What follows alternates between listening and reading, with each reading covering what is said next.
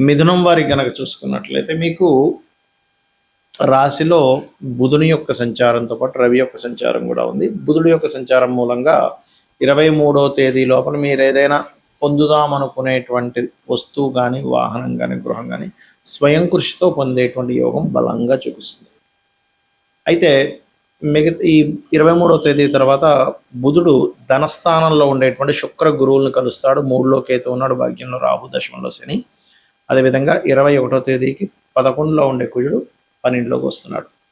మరి ఈ యొక్క గ్రహస్థితిని అనుసరించి మీకు ఎలా ఉండబోతుంది ఈ పక్షంలో, ఏ విషయాల పట్ల మీరు జాగ్రత్త వహించాలి, ఏ దేవతారాధన చేయాలి అనేటువంటి అంశాలు చెప్తుంది నేనైనప్పటికీ చెప్పిస్తుంది సాక్షాత్ లలిత అమ్మవారిగా భావిస్తూ, ఆ లలితాంబిక అమ్మవారి యొక్క అనుగ్రహం మీ మిథున రాశి వారికి పరిపూర్ణంగా కలగాలని మనస్ఫూర్తిగా కోరుకుంటూ, ఇక్కడ కాస్త వాహనాల మీద వెళ్ళేటప్పుడు 21వ తేదీ వరకు జాగ్రత్తగా ఉండండి. 21వ తేదీ తర్వాత మీరు కుజుడు ఎప్పుడైతే మీకు 12వ భావంలోకి వస్తున్నాడో అప్పు చేసి ఇన్వెస్ట్మెంట్ చేయడం వల్ల ఇబ్బంది వస్తుంది. కాబట్టి ఆ సమయం నుంచి అప్పులు చేసి ఇన్వెస్ట్మెంట్ మాత్రం ఎట్టి పరిస్థితుల్లో చేయకండి. స్వయం కృషితో ఏదైనా ఎడ్యుకేషన్ అంటే కొన్ని బ్యాక్లాగ్స్ కంప్లీట్ చేసుకోవడము, ప్రభుత్వ ఉద్యోగాలకు సంబంధించిన ఏవైతే ఉంటే వాటి ప్రయత్నాలు మీకు కొంతవరకు ఒక ఊరటనిస్తాయి. ధనపరంగా చూసుకుంటే చక్కటి ధనయోగం, అంటే గతంతో పోల్చుకున్నట్లయితే ధనపరంగా ఎదుగుదల అయితే ఖచ్చితంగా ఉంది. మరియు కుటుంబ సభ్యులతో కలవడము, కుటుంబ సభ్యుల నుంచి కొంత సహకారం అందడం అనేటువంటి కూడా చూపిస్తున్నాయి. మీకు 3వ స్థానంలో కేతువు యొక్క సంచారం జరుగుతుంది. కాబట్టి మీరు ఓం కనకాంగద కేయూర కమనీయ భుజాన్వితాయ నమః అనే మంత్రం ఎక్కువగా చేస్తూ ఉండండి. భాగ్యంలో రాహు ఉన్నందుకు దుర్గా క్షేత్రాలకు వెళ్తూ ఉండండి. ఉద్యోగ అవకాశాలు కూడా చక్కగా లభిస్తాయి. ధనాభివృద్ధి అయితే ఖచ్చితంగా ఉంటుంది, అందులో ఎటువంటి సందేహం లేదు. క్రియేటివ్ ఫీల్డ్లో ఉండేటువంటి వారికి మరియు కొత్త అవకాశాలు రావడం, తద్వారా మీకు ధన ప్రాప్తి కలగడం అనేటువంటిది ఉంది. మీ యొక్క సంతానానికి కూడా ఎప్పటి నుంచో ఉద్యోగ అవకాశాలు రావట్లేదు, అయ్యో ఏమిటో వీళ్ళ పరిస్థితి ఏమిటి అనుకునేటువంటి వారికి కాస్త సంతానానికి కూడా అభివృద్ధి అనేటువంటిది జరగనుంది. అదేవిధంగా 21వ తేదీ తర్వాత మాత్రం ఎటువంటి కొత్త ఇన్వెస్ట్మెంట్స్ దయచేసి చేయకండి. అదేవిధంగా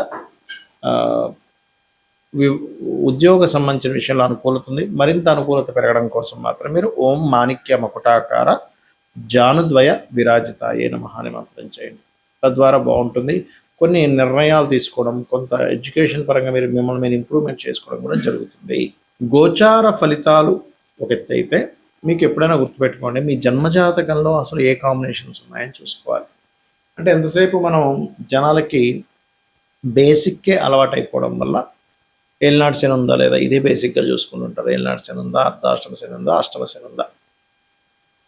రెండవది ఏమిటి అంటే వీటితో పాటు కాలసర్పయోగం ఏమైనా ఉందా, సర్పదోషాలు ఏమైనా ఉన్నాయా, మాతృదోషాలు ఉన్నాయా, పితృదోషాలు, ఇవి చూసుకుంటారు.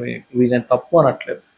కానీ ఏలినాటి శని అనేటువంటిది ఏంటంటే మనకి ఇప్పుడు ఏ రాశుల వారికి నడుస్తుంది చూసుకుంటే కుంభము, మీనము, మేషం వారికి ఏలినాటి శని, సింహం వారికి అష్టమ శని, ధనస్సు వారికి అర్ధాష్టమ శని.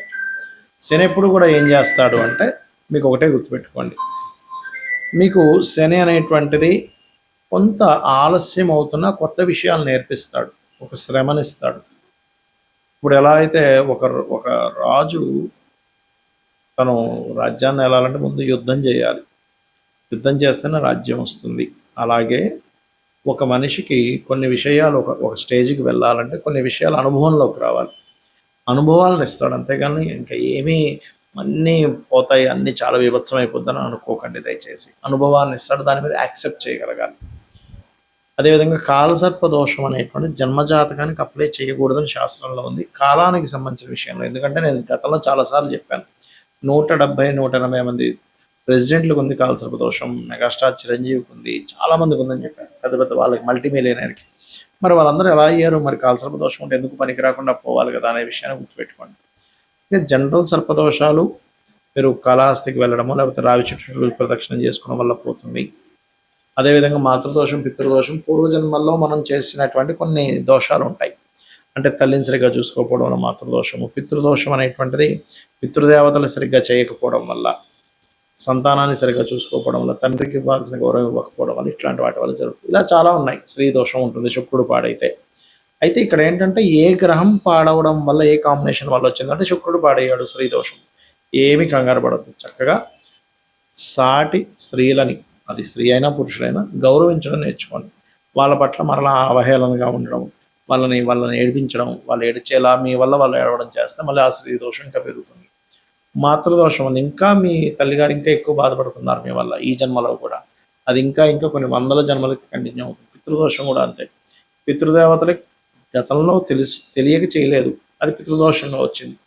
అప్పుడు ఆ పితృదోష సంబంధించినటువంటి స్వయం పాకం ఇవ్వడము, లేకపోతే ఏదైనా గయా లాంటి ప్రదేశాలు వెళ్ళి అక్కడ పితృతర్పణాలు చేయడం, లేకపోతే నిత్య పితృతర్పణాలు చేయడం, లేదా అమావాస్య నాడు పితృదేవతల కోసం వదలడం చేయాలి.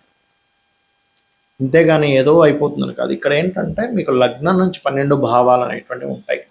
లగ్నం ఏమిటి, లగ్నం యొక్క స్థితి ఏమిటి, మీ యొక్క ఎదుగుదల, మీ లైఫ్లో ఎందుకు ఎప్పుడు అప్ అండ్ డౌన్స్ వస్తాయని చెప్తుంది. ధనాధిపతి చూడాలంటే సెకండ్ హౌస్, అంటే మీకు ధనము ఏ రూపంలో, ఏ మార్గంలో ఎప్పుడు ఎక్కువగా వస్తుంది, ఏ మార్గంలో ఎప్పుడు పోయే ఛాన్సెస్ ఉన్నాయి, ఎప్పుడు జాగ్రత్తగా ఉండాలి ధనం విషయంలో అనేటువంటి చూపిస్తుంది. అదేవిధంగా 3వ భావంలోకి వెళ్తే సిబ్లింగ్స్, మీ యొక్క ప్రయత్నాలు ఇవన్నీ ఉంటాయి.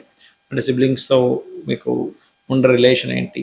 కొంతమంది బాధపడుతుంటారు, ఏమిటంటే మా సొంత అన్నయ్య ఇలా చేశాడు, మా తమ్ముడు ఇలా చేశాడు, మా అక్క ఇలా చేసింది, మా చెల్లి ఇలా చేసింది అంటారు. అది పూర్వజన్మల్లో ఉన్నటువంటి కొన్ని కర్మలు వెంటాడుతూ ఉంటాయి ఆ రూపంలో వచ్చి. మన కర్మలన్నీ కూడా మన తల్లిదండ్రులు, పిల్లలు, అన్నదమ్ములు, అక్క చెల్లెళ్ళు, స్నేహితులు, దాయాదులు వీళ్ళ రూపంలోనే వస్తారు, గుర్తుపెట్టుకోండి. ఇవి ఎక్కడి నుంచి తప్పించుకోలేరు. ఇంకా తప్పించుకుందామని ప్రయత్నం చేసినప్పుడు రోగ రూపంలో వస్తుంది కర్మ.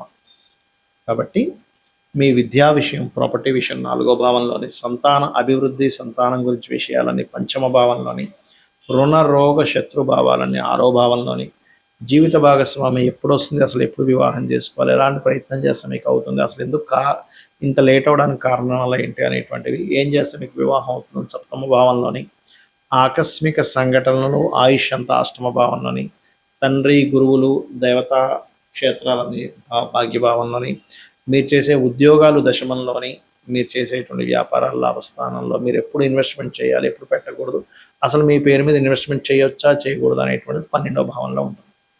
ఇలా 12 హౌజెస్ ఉంటాయి ఆస్ట్రాలజీలో. ఈ 12 భావాల్లో ఏ గ్రహం ఉంది, ఆ గ్రహ అధిపతి పరిస్థితి ఏమిటి, పిఏసి అంటారు, అంటే ప్లేస్మెంట్, ఆస్పెక్ట్ అండ్ కంజంక్షన్. అంటే ఏ గ్రహం ఎక్కడుంది, ఏ గ్రహంతో చూడబడుతుంది, ఏ గ్రహంతో కలిసి ఉంది, దాని వలన ఆ యొక్క గ్రహం యొక్క బలాబలాల్లో మార్పులు వస్తాయి. అంటే చిన్న ఎగ్జాంపుల్ చెప్తా చూడండి. ఇప్పుడు ఒక మనిషి ఉన్నాడు, అతను చిన్నప్పటి నుంచి అతని ఫ్రెండ్ సర్కిల్ కానీ అతనికి చెప్పే వాళ్ళు ఎవరూ సరిగ్గా లేక చదువుకోలేదు అనుకున్నాం, కాసేపు సరిగ్గా చదవలేదు. చదవకపోవడమే కాకుండా అతను తెలివితేటలు కూడా బిల్డప్ చేసుకోలేకపోయాడు. అంటే కొంతమంది ఎవరితో అయితే కలవకూడదు వాళ్ళతో వెళ్ళి ఫ్రెండ్షిప్ చేశాడు, దాని తర్వాత అనవసరమైన వ్యసనాలకు గురయ్యాడు, దాని తర్వాత అనారోగ్యంతో ఇబ్బంది పడ్డాడు, ఎక్కువ వ్యసనాల వల్ల. రైట్.